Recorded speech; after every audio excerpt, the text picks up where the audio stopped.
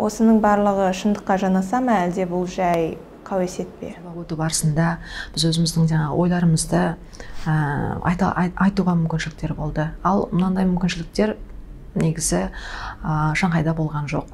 Бірақ мысалы соңғы шешімді қабылдайтын көбінесе кім болады? Сосын тағы Қазақстанның жаңағы саяси мәдениет жағынан көптеген сұрақтар болды. Сол үшін мүмкін ойладым, маған осындай бір платформа керек шығар. Енді жеке өміріңізге келсек, отбасылық статусыңызды бізбен бөлісе аласыз ба? Жаңағы үйдің артқы терезесінен секіріп түсіп, өзімнің жаңағы кітаптарымды, киімдерімді орайтынын орап, жаңағы неге Құлжаға кетіп бара жатқан автобусқа жүгіріп бара жатқан сол сәттер есімнен кетпейді.